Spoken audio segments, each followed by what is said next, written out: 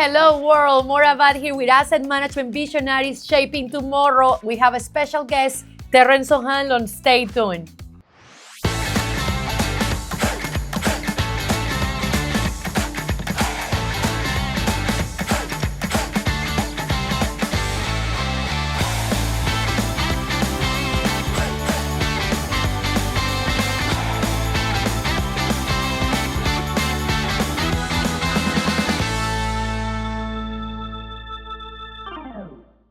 Hello world, Maura here with the Association of Asset Management Professionals and our show, Asset Management Visionaries Shaping Tomorrow.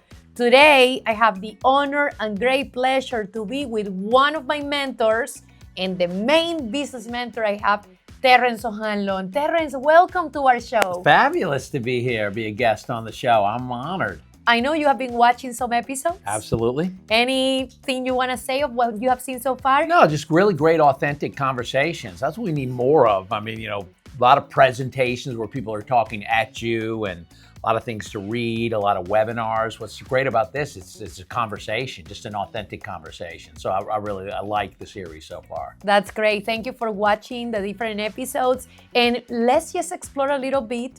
Who is Terrence O'Hanlon? Born in a log cabin. No, I was, grew up in a suburb of Chicago, but both my parents were from Nebraska. Went back there when I was a kid and grew up there, and went to Arizona State, went to Arizona Automotive Institute, learned how to be a heavy mechanic. Worked as a mechanic for many years, around in different places, mostly Ford dealers, and I started my own repair company. Ended up moving to New York City as a young man, where I'd met some inventors of some high-frequency ultrasound. And long story short, I was the CEO of an ultrasound company for about 20 years, and I built that into a global powerhouse, #1 ultrasound company still to this day in the world.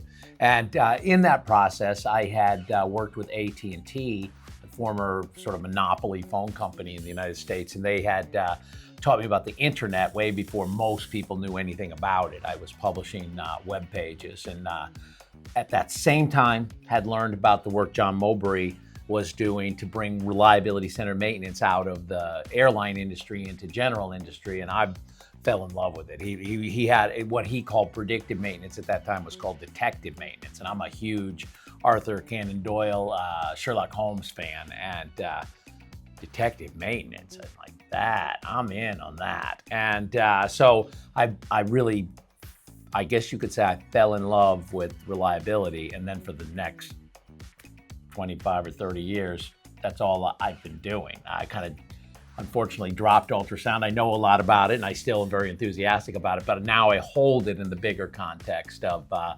reliability. And that's what I think about, that's what I write about, that's what motivates me. To help people and help organizations that want to get better. And what is reliability? Simply explain to your neighbor. Things work the way you want them to, primarily. People kind of know reliability. They know the concept of reliability. Everybody wants reliability. Unfortunately, sometimes we don't have it at the most important times when we really need it. And it's one thing in our life, start the car and go to work, or but in these companies, typically the workers working around really high-speed machinery, or it's got a lot of electricity in it, or it's got a lot of pressure in it. And those can be dangerous situations. And so even when they're running steady and normal, they can be dangerous. When they break down, they can be extremely dangerous because everyone's upset and they're under pressure and they're in a hurry, because those assets are usually either making the company money, or if it's a water company or something, they're doing an important function to keep the sewage in or whatever. So, it's always very, very important. And when it breaks, people tend to, get a little, I don't know, emotional may not be the right word, but they certainly feel pressure to get the asset back up and running again. And that's where safety incidents can come. So even though I call it reliability and it is about assets working, under that is this really big safety issue as well. And definitely safety is at the core, reliability as well. And our show is called Asset Management. Can you tell the audience a little bit about your involvement with asset management? Well, first, let me just say, because I've used a couple words like that, so let's just make some distinctions. Asset management is what we do as an organization to kind of coordinate our decisions, coordinate the activities around asset management. So that could be asset management at the specification phase, or asset management at the commissioning phase, or asset management at the decommissioning phase. So in other words, there's 10 phases of asset life cycle, and we need to do asset management across all of them. We in our community traditionally think about it during the operations and maintenance phase of an asset life, but it really can be applied across all asset life. So that's the decision-making coordinating layer, asset management. Reliability is assuring the function from those assets, whereas asset management is assuring the value from the assets. And then maintenance is repairing, replacing, renewing, restoring, and inspecting. So there's a distinction between them. So I was maintenance and still love maintenance and still do a lot with maintenance. Discovered reliability, which is the functioning and hopefully reducing the need for maintenance. And then asset management, well, really, I guess if I had to say one thing about asset management, it's tying it into the business. I mean, because maintenance, the pump's working, the pump's not working, okay? Reliability, the pump failed, the pump didn't fail. But asset management, it's business at the end of the day. It's business. It applies to reliability, it applies to engineering, it applies to operations. But at the end of the day, if you were growing corn, you could apply asset management because they're really business strategies. They're business requirements, sort of what you need to have a successful business. Now, so this is asset management is what you need to have a successful business in relation to your assets. So, but it's still all common. So if you went to a business school, you could recognize, oh, I should do that with my assets too, not just with my business. So you run your business with a set of decisions, and you run your asset with a set of decisions. Can we make those sort of aligned or supporting each other? And that's what the idea is. We don't have unlimited time, unlimited money, and we need to focus. Asset management definitely allows us to focus, to work towards the objectives. Tell us a little bit about Uptime Elements. It is a framework in reliability and asset management. Can you tell the audience a little bit more about why you created the framework? Well, the part of the core business of ReliabilityWeb is publishing. So, you get an article from somebody who writes about planning and scheduling. You get an article about somebody who writes in vibration, and you get an article of somebody who writes about leadership, and somebody who writes about criticality analysis. Those are all seem related, but they're all sort of in different knowledge domains. And what I started to notice over time is the people who work in, say, criticality and reliability center maintenance are very different than the people who work in vibration and ultrasound, and they're very different than the people who work in maintenance planning and scheduling. So we started to put together sort of a system to organize, because if you want planners and schedulers to read the material or access the videos, you want to organize it so it's easy for them. But then the vibration people, and then the reliability center maintenance people. So it was originally designed to sort of organize the topics that we were talking about at ReliabilityWeb. Then it became a practice guide, because the same categories were what you use in the real world. So we started to work with a major automotive manufacturing company. We started to work with a major pharmaceutical company who both adopted this Uptime Elements Framework. It looks like Mendelov's elements chart, and give all credit to Mendelov for the organization of it. But instead of copper and iron and things of that nature, it has all the words that we're familiar with in maintenance, reliability, and asset management, asset lifecycle management, all in a system. A framework is a system. It's a way to understand a multi-element type of a system. And so we organized it into what we call knowledge domains, and we organized it into one holistic system, so that the people that are doing condition monitoring can have an understanding of reliability, can have an understanding of work execution, and vice versa.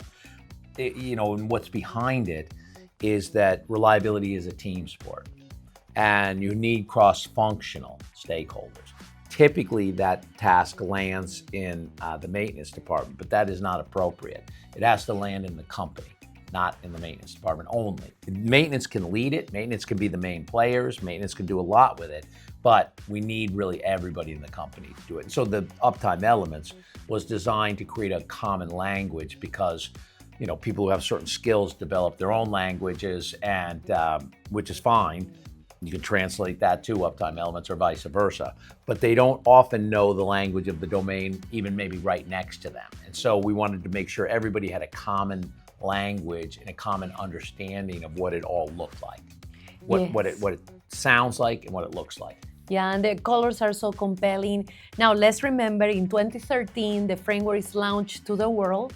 And on that framework were only 4 knowledge domains, including 3 on technical activities and 1 on leadership. Tell us a little bit what happened that later business processes with asset management was added. Well, you sort of feel when you're doing maintenance, you sort of feel like you know what's right to do and what's not right to do.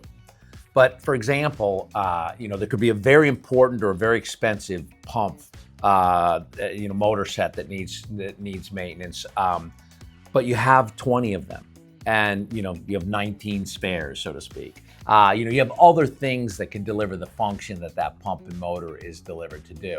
There might be something maybe not as expensive or complicated as the pump and motor set over here. Could be as simple as a valve. That could be something that could really shut down a plant if it wasn't there. So you need to know what are the things that can affect my business. Of course, you don't want a broken pump motor set over here, but if you have others to take the function, you might want to focus on something over here that if it fails, it might shut the whole business down. And so it's a matter of being able to make decisions in the context of what's the best business. And the way that we sort of acquired that knowledge was working. We helped to create it with a group of 32 countries around the world. It was called a technical committee with the International Organization for Standardization. As there were management systems like ISO 9001, quality management system, or ISO 14001, that had been very popular, an environmental management system. So the idea was proposed to do an asset management system standard in the ISO format. It had come from, there's different arguments, different people writing the history about it, but in essence, it had come from Australia. They privatized their water industry, but they didn't protect the assets. So the companies that got the contracts to privatize, of course, a private company is for value, their value. So they sort of took the value that the water companies had and took it for themselves. And all of a sudden, Australians turned on the tap and there was no water. If you're a politician in an area where a voter turns on a tap and there's no water, that's probably bad for your career. So they decided that they were going to not have that happen, and they would be good custodians of the assets. So we learned what they did to sort of defend the assets against these privateers, and it was really good. It was interesting, and it moved its way to the United Kingdom. Of course, our defense industry in the United States had always done asset management, but it got formalized in Britain. An approach got formalized in Britain, and it became a British specification. It was also excellent. It was called PAS 55, publicly available specification. And it was excellent. But American companies, Canadian companies, Mexican companies, they didn't really want to use a British specification. So Britain agreed to sort of use it as the basis for an ISO committee so there could be an international standard. International standards are what they call consensus or agreement standards. So all 32 countries that involved had to be unanimous. Everybody had to vote on it. That yes, they had to reach a yes agreement. And I learned a lot. That was a 3-year process to write the standard of ISO 55000. And I contributed some, but I also learned an enormous amount from the 32 experts that were there from other countries. And the standard got published. Didn't really get adopted. We maybe didn't write it the best. And so we created Uptime Elements. We added the yellow domain, the asset management domain, to operationalize ISO 55000 asset management standard. It was too oblique, too difficult for companies just to read the standard and then do it. So we created the Uptime Elements, and it really made a difference because it doesn't have the technical domains that we have, and it doesn't have the leadership domains that we have, and it doesn't have really the detailed view of asset lifecycle management that we have. But what it did, it was sort of like that, I'll use a funny line from the Jerry Maguire movie, it completed us. And it allowed us to do the technical processes in the context of your unique business. See, that was the special sauce that we were missing before. We just thought there was a right thing to do. Well, of course there is, but it's even righter when it's in the context of your business. Because two businesses could be two different businesses, have the same situation. Decision A might fit better for business one, and decision B might fit better for something else. And so you have to realize that you're different than your neighbor, than your than other plants, maybe even that are in your same business. There's something unique about your culture. There's something unique about the way you put together the assets. There's something unique about your business processes. Great, so let's embrace that uniqueness and design around your uniqueness. Thank you. That's thinking out of the box. I want to tell you on behalf of the Association of Asset Management Professionals, our community, thank you for your insights. I talk to you. I'm very honored that every time I get and I learn something from you. We will invite you next time. Meanwhile, thank you for watching us. Remember to follow us with subscription with the channel on the Asset Management Visionaries on YouTube, LinkedIn. Follow us and get ready for more interviews and insights. All the best to each of you.